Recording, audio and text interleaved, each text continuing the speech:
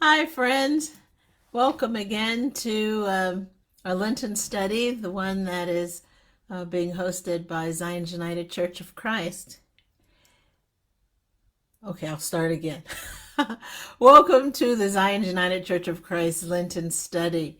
This is our third week. Believe it or not, we only have 3 more sessions, and then um, we are on to the triumphal entry and to Jerusalem, and then on to Easter and all of the things in between that.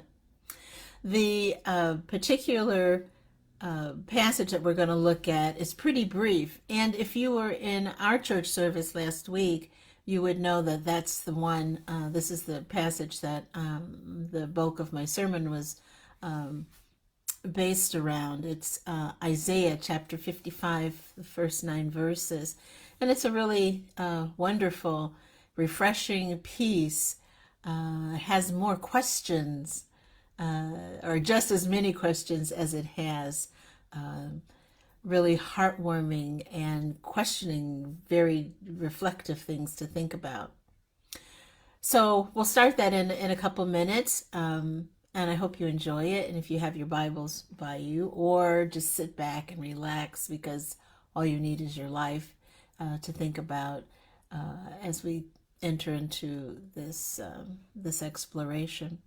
But just to remind you of what we're trying to do here, this is not the kind of Bible study where we're looking at the translation and the word studies and anything like that. All those are wonderful, and it should be a part of any kind of thing that you're thinking about when you're looking at the Christian scriptures. But nevertheless, there's different Bible studies for different occasions. But this is not the one where we're going to be looking at those kinds of things. This is where we are entering into our hearts.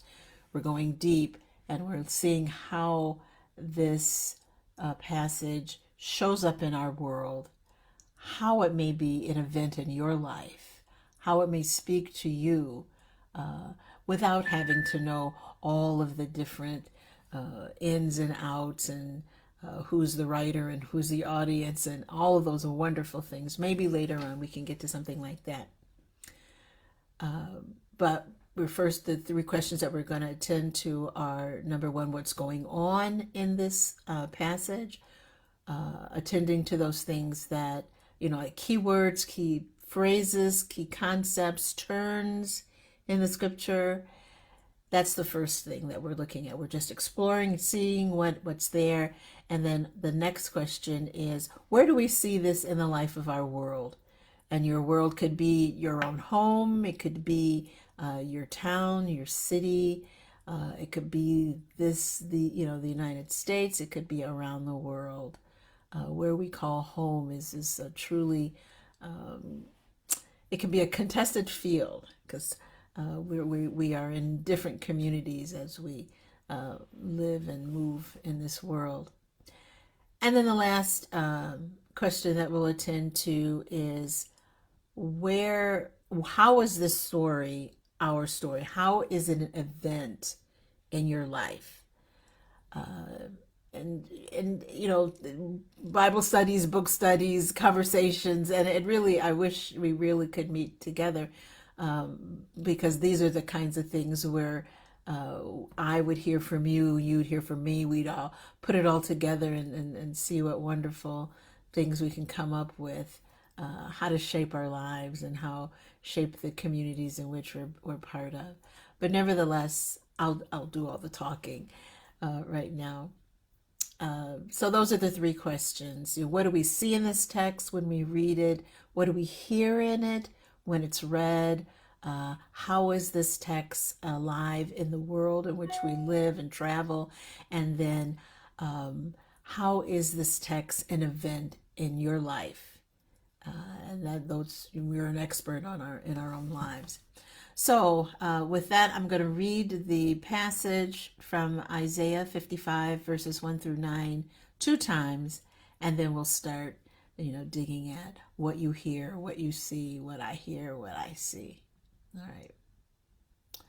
Ho, everyone who thirsts, come to the waters, and you that have no money, come, buy and eat. Come, buy wine and milk without money and without price.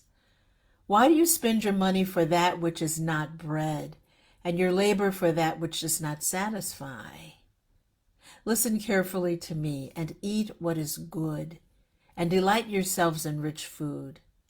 Incline your ear and come to me. Listen, so that you may live. I will make with you an everlasting covenant, my steadfast, sure love for David. See, I made him a witness to the peoples, a leader and commander for the peoples. See, you shall call nations that you do not know, and nations that do not know you shall run to you because of the Lord your God, the Holy One of Israel, for he has glorified you. Seek the Lord while he may be found. Call upon him while he is near. Let the wicked forsake their way, and the unrighteous their thoughts. Let them return to the Lord, that he may have mercy on them, and to your God, for he will abundantly pardon. For my thoughts are not your thoughts, nor are your ways my ways, saith the Lord. For as the heavens are higher than the earth, so are my ways higher than your ways, and my thoughts than your thoughts. So we'll pause for a minute and let that settle into deep into your heart, into your inner ear.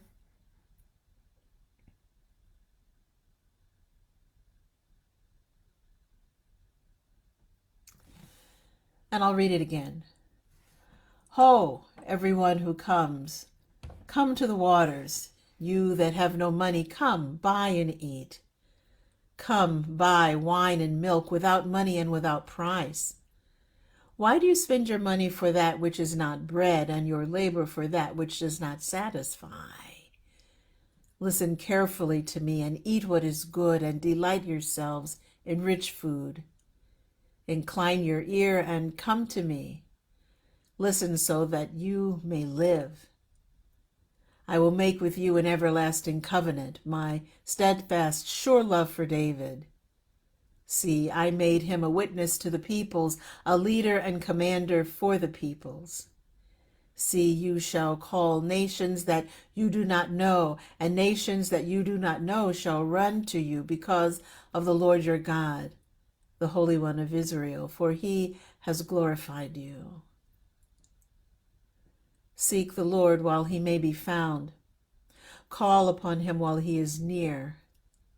Let the wicked forsake their ways, and the unrighteous their thoughts. Let them return to the Lord, that he may have mercy on them, and to our God, for he will abundantly pardon. For my thoughts are not your thoughts, nor are your ways my ways, says the Lord. For as the heavens are higher than the earth, so are my ways higher than your ways, and my thoughts than your thoughts. Here ends the reading of the word. Just a couple of things to help us understand just a little bit more about the setting of the text. This chapter, beginning with chapter 40 of the book of Isaiah up until I think this chapter, is called Second Isaiah. There's another editor working here, pulling together a number of scrolls and writing and trying to reflect back on what was said and what was done and what were the conditions of the people of Israel, particularly those who had been in exile in Babylon. Babylon is our modern approximation of where Iraq is for us, where we would place Iraq in the Middle East. And the word comes to the people from this editor who says, good news, get ready to go. You're leaving You're leaving this place, you're leaving Babylon, and you're going back to Palestine. So get ready, get your mind ready. If anything, get your heart ready. We're going back. And also the opening word for in verse 1 of this chapter is whole. If you are think you of it, we don't say that now, but if we're hailing somebody, you could say, hey, hey, hey. Just think of it as another way of saying hey. Calling somebody, trying to get their attention because you have something to tell them, or you want to call them back from something that they're doing, or something that they forgot. In the time in which it was written, people in the Middle East would use that word, or the word for ho, H-O, in funeral rites. I don't know all of what was happening there in those funeral rites, but it would be a call to the dead. They would raise their voice, the priest or the person who is officiating there. There would be a point in the service, in the liturgy, where they would call out to the person as if that person could hear, and listen and attend to what's being told to them. So put that in your hat too, because that's valuable. Because we can see that as the editor of this passage, speaking to Israel as if they were dead. Now, think of working or being enslaved, being colonized under the thumb of somebody for 60 years. And you did not have a say in anything that you did, or very, very few big things in your life. Yes, you can have a home, you can eat, you can work, and all about that, but that's about it.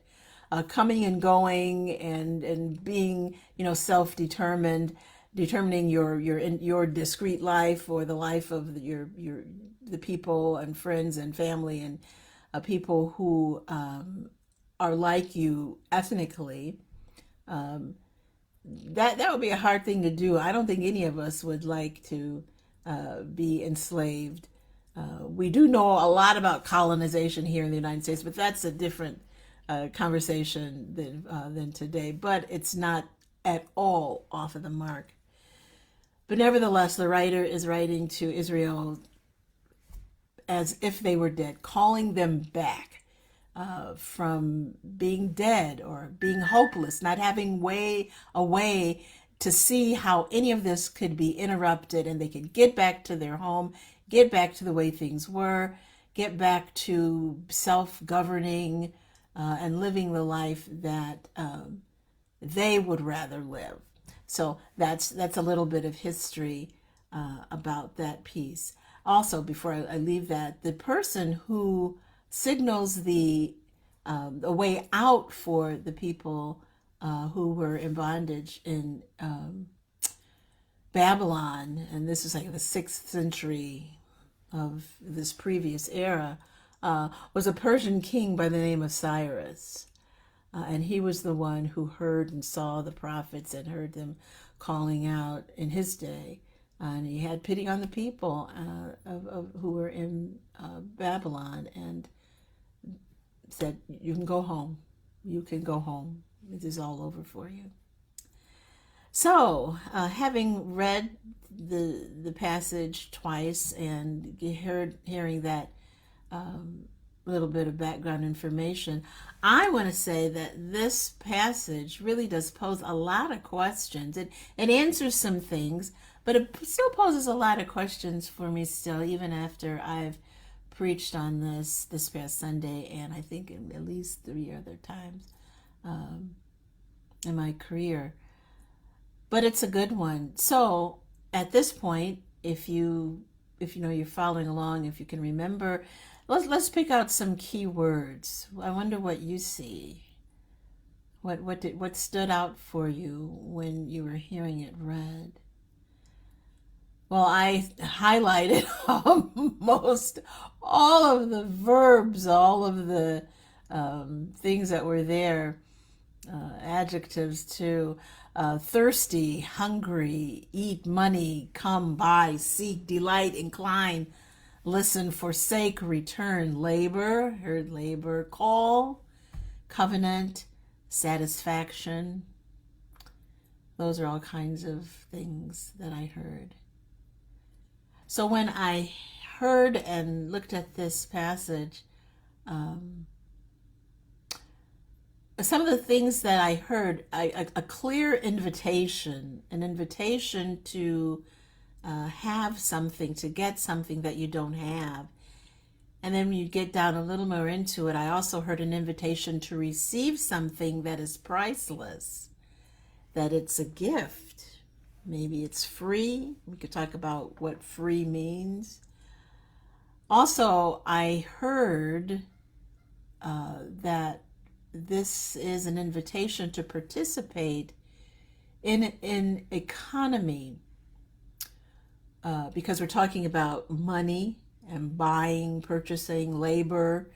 So this is an economy where our wealth and status, or the lack thereof, don't determine if you get an invitation or if you can gain access to these goods in any way. Those are not determinations as to if you would, qualify for this invitation.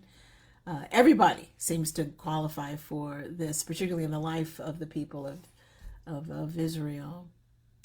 It's an invitation. I also heard, particularly in verse 5, I think, to enter into a covenant with God, a pledge, a bond, a pact, or a contract, if you will, with God. God will do these things, and it's on us, or the people of Israel, to do those things. And this is a covenant that we make. I do this, you do that, you do that, I'll do this for you. So it's that kind of a treaty, a pact.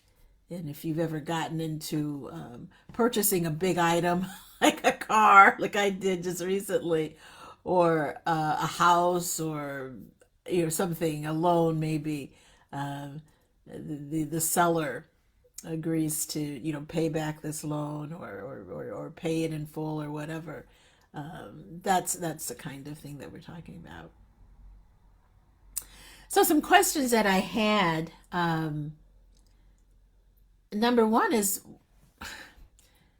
let me say one other thing too. When I was reading the passage, I want to be clear that there are it's full of a lot of male pronouns, a lot of pronouns. So I want to be quick.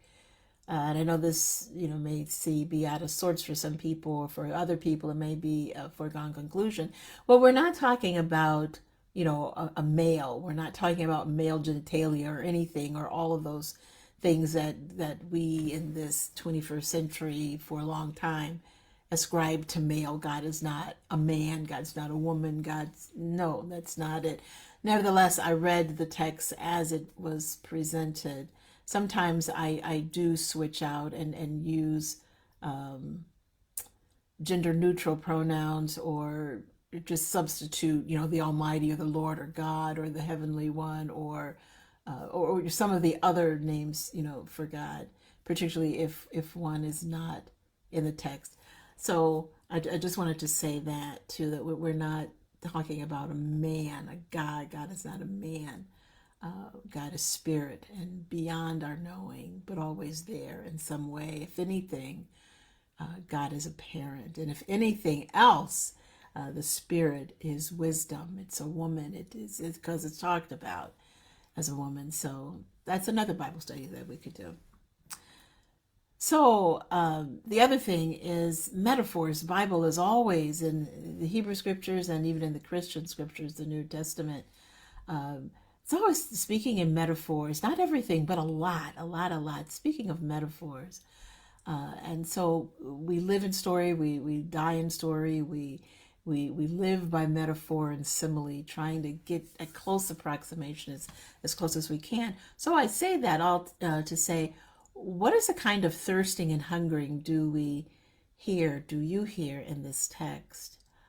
I can see both physical hunger and thirst, and also a spiritual hunger and thirst, a longing, a desire for something that you need, that you're called, that you know you need. Did you?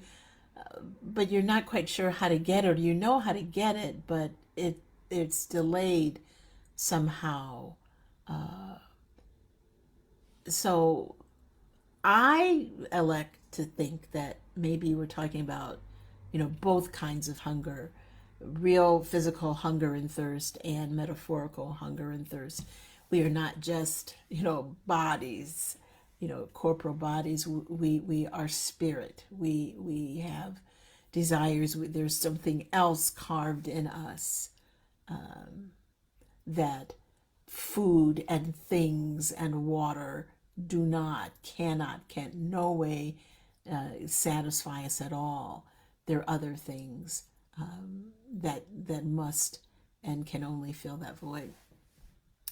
Another question I had was, how can you purchase something without money, and something that has no price? How do you get that? So what's the writer trying to get at about that? But nevertheless, uh, I I'm thinking maybe it's something to do with being available, of opening your heart to something, of accepting something, a gift, help, a wisdom from another source. Maybe that is purchasing just, or yeah, bringing yourself, which is the only thing that you possibly can give, bringing yourself into alignment with the spirit that calls to the inner person, that inner space within us that directly influences who we are as living, moving, breathing people. So we purchase with ourselves, with our heart. Just thinking. We talked a minute about, come by without with no money and no price. Is that the same thing as something being free? I wonder, because sometimes when things are free, you there is some information taken, there is some way that you have to qualify for things that are free. We talked about that on Sunday a little bit. I know when I did direct service, when I was pastoring a church in Missouri, I had to take down the name, address, and driver's license, and some other things for people who were receiving food, but also food, clothing, but also assistance with their utility bills. It was totally free. They didn't have to give any money, nothing. But they did have to give their, their information, their contact information, which is valuable, which we know. But I think in this text that we're dealing with today, that this is a different kind of free. This is a different kind of product, if I could use that word. It's a different kind of good. It's a different kind of good that we can have. It goes beyond price. It's you can't. It's impossible to hang a price on being in alignment with spirit, of hearing, of being able to hear, being able to comport your life in a way that's always open towards God. In a minute, we'll talk about how do people spend money on things that aren't bread. Now that's pretty big, and how do people work at jobs that don't satisfy? I think all of us have had a job like that. We're doing work that is brain numbing or soul killing, but because of one thing or another, we find ourselves doing that until we can find the job that we really like, that we really want, and that we enjoy doing. As I thought about those things, about bread that does not satisfy, and work that is not soul building, I remember this saying, or part of a speech that Mahatma Gandhi gave, I don't know, a long time ago. And he called it the seven deadly sins. And this is what he said the seven deadly sins were: wealth without work, pleasure without conscience, knowledge without character, commerce or business without morality, ethics, science without humanity, religion without sacrifice, politics without principle. I'll read them again. The seven deadly sins, according to Mahatma Gandhi, the Mahatma Gandhi: wealth without work, pleasure without conscience, knowledge without character, commerce, business without morality, which is ethics, science without humanity, religion without sacrifice, politics without principle. I thought those were so excellent, because I think in a way, the first one, wealth without work, speaks to this whole thing about hungering and thirsting for something. And we can all, sort of sit in judgment on what somebody else buys or where they go or what they have, or how they think. But I think there is something definitely to wealth without work. I think of large corporations and very rich people. I'm not saying that people who have money or are wealthy, or whatever wealthy means, a lot of money, millions, billions of dollars, that they don't have any ethics or morality or anything. I'm not saying that. But after a while, the kind of work that you do is very, very different. That they do is very, very different from the kind of work, say, a janitor or somebody who mops floors, or a doctor who is up all night, and a nurse who is up even later and out earlier than all of that. Work is a really contested field. But you have people working long, long hours, working 2, 3, and sometimes 4 jobs, and they still can't make a decent living for themselves. And it's not always a matter of not knowing how to budget or anything like that. It's just not enough. And that's a whole different, we can go off on another tangent about that. But people are thirsty and they're hungry for food, for clean water, for clean air, all of that, for a job that affords them to be able to buy good food, healthy food, fresh food, food that doesn't, it's not tainted with chemicals or anything like that that will show up later in their lives as being carcinogen, or filled with carcinogens. I also think that there is a hunger and thirsting that we can see in our own culture, of overconsumption of stuff. And I would be the first one to say that, there are things that anybody could come in my life and start poking around. Why do you have so many fountain pens? Or why do you have so many scarves? Or why do you have this? Or why do you have that? Or you could sell that. And do you know how many people could?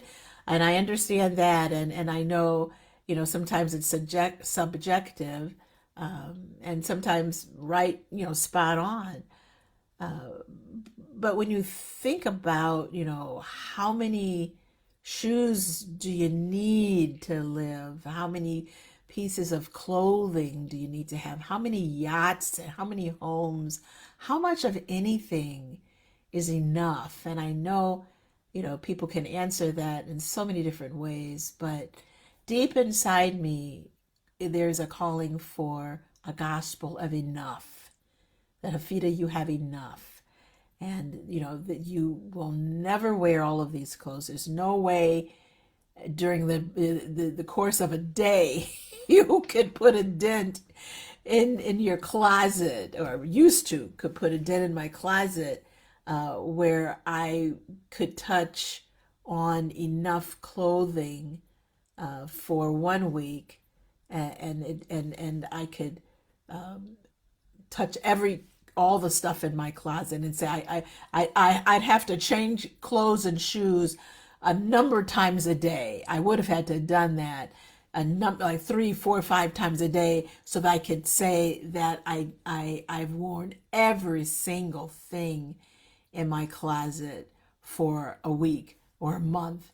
But everybody has to find their way. But there is something to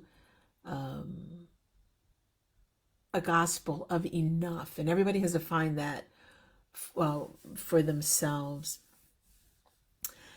I was also thinking about things that are not bread, are not metaphorical bread.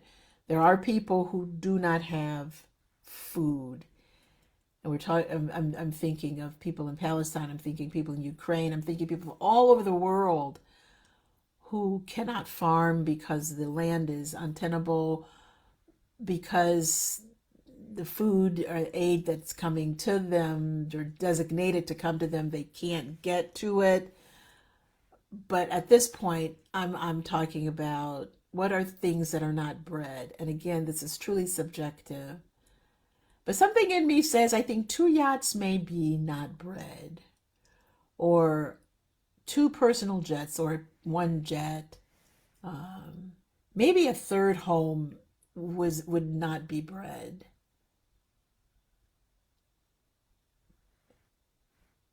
I don't know. You have to answer that question for yourself. Also, with that, what are some things that do not satisfy? What kind of work doesn't satisfy? And that's really a poignant question for us, and it always has been, particularly here in the United States, where there's so much wealth, and there's an abundance of so many things. I think about wage theft, people who work, and when they get their paycheck, what was promised them is not reflected. They've worked more hours, and they never see those. They never see that compensation.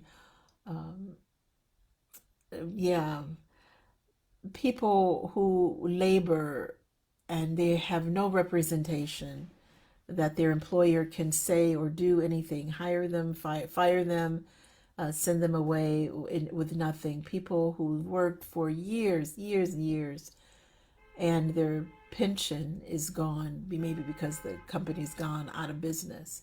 That's really difficult. I think also laboring in an environment, at a position, at a job, where there is harassment going on, sexual harassment. That is laboring in a job that is not satisfying. It's indeed toxic, and it's dangerous.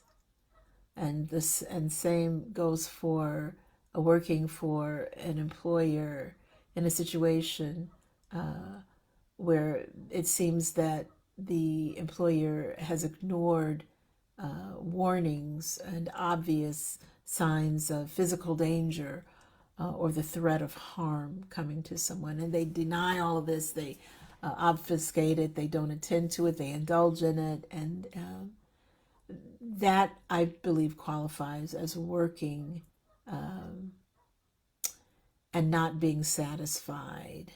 And it's not just a few people, it's not just a few places, it can be systemic, so in so many ways. Another question I had was, could okay, so we started off with that this chapter, all of, this whole section, second Isaiah, is talking about people in exile coming home. So could we look at people who have no bread and no water, people who work but are not satisfied? Could that be exile? Exile from home, exiled from your own aspirations, exiled from a, a way of living with dignity? I think it is. Think about it. Um, there are people who will work and work and work until they drop dead. And then there are people who will work and work and work and get all kinds of stuff, but yet and still they're not satisfied because they're out again, getting the same thing that they had before. It's just a different color, or it's a newer model, or it's bigger or shinier.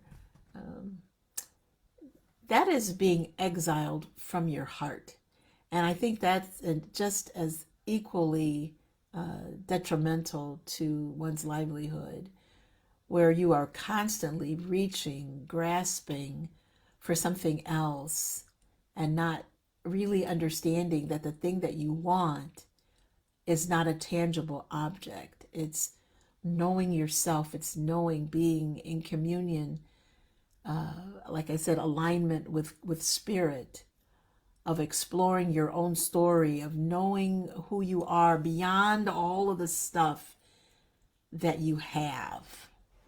What would you be? What kind of life would you have? Who could you be aside from all of your stuff? Would you be the same person? Would I be the same person I am without all of these things in my life that I think are valuable?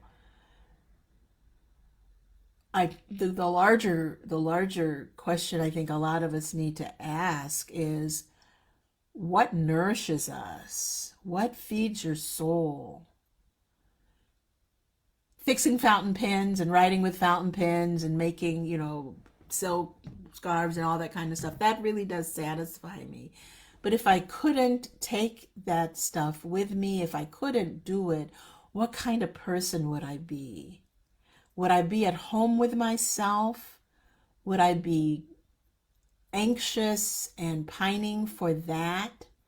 Or could I make a home for myself? Could I be at home with myself without all of these other things? With that, returning home, some of us are, if there are people who seem to be far from home, they seem to be scattered in their heart and their mind. And then there are people who are far from home physically. Home is not always a safe place. It's not a place that inspires and nourishes and supports. And we see that a lot with people of all ages, of all genders, all however you present. You find your home, you make your home, and a physical home that is, but you also need to find home within yourself, knowing who you are and what your goals, what your aims, what your aspirations are, what your limitations are also, and knowing that your destiny is always in front of you, but knowing yourself, not by other people's design for you, knowing it for yourself. That's the thing that takes you home, that brings you home, that finds home in yourself.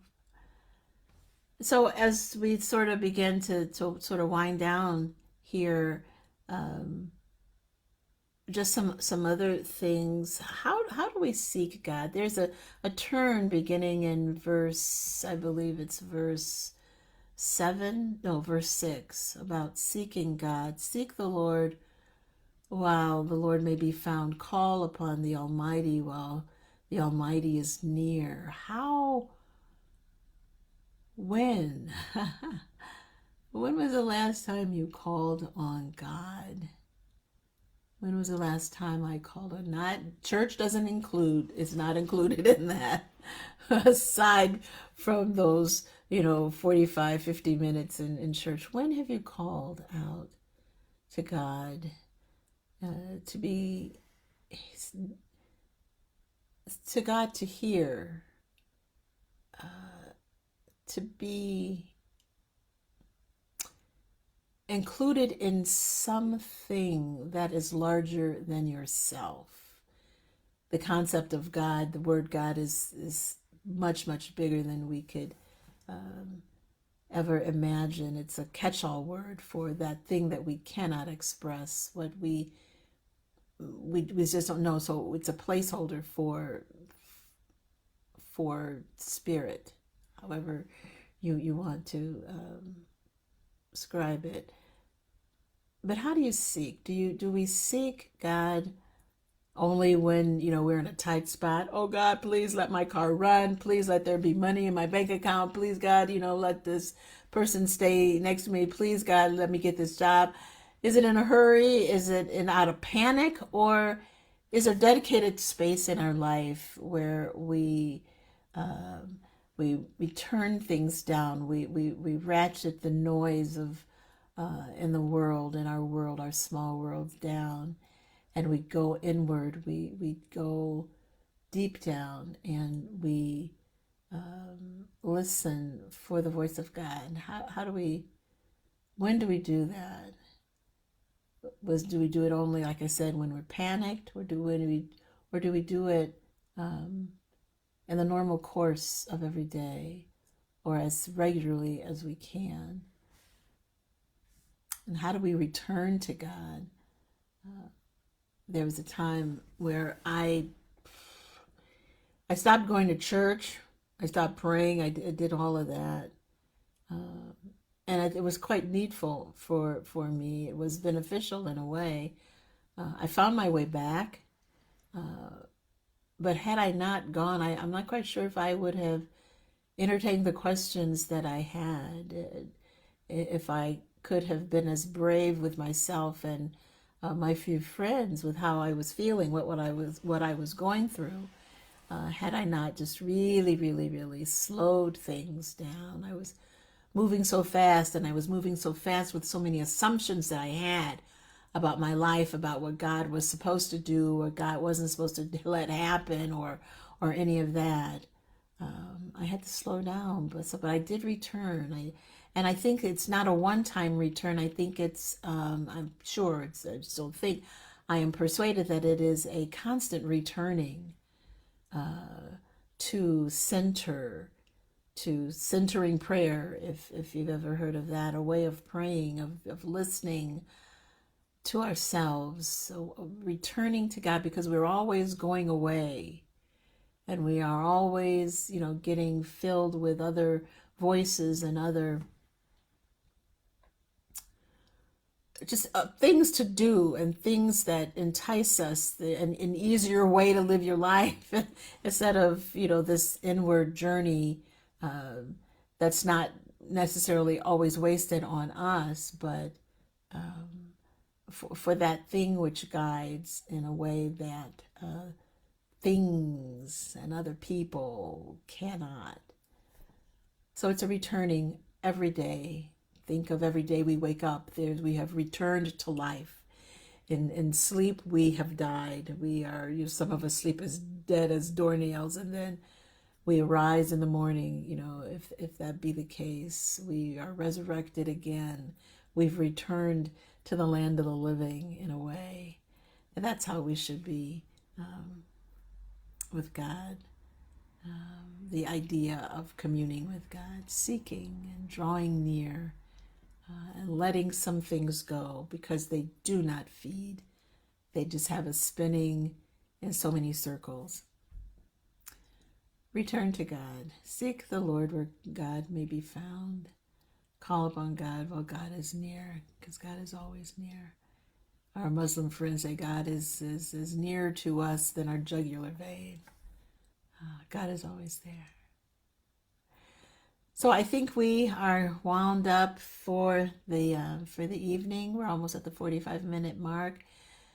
So let's close out in prayer and remember, yes, those who are continuing to wage war on the people in Ukraine and all over the world, all hot spots. There are hundreds of them all over this globe. So let's pray. Spirit of God, descend upon our hearts, wean us from earth.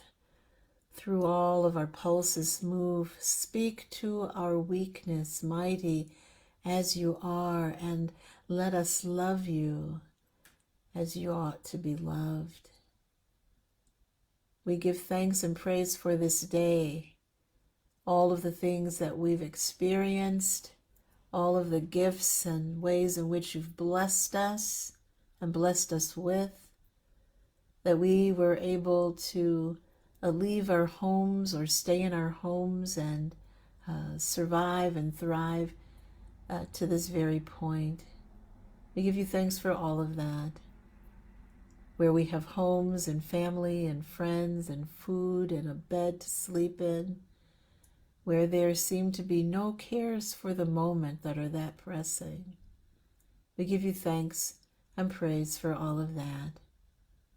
And for those among us in our congregation here in Sand Lake and around this nation or wherever people who are maybe listening, we do pray for those among us who are contending with illness or some anxiety or care or state of disease in body or in mind.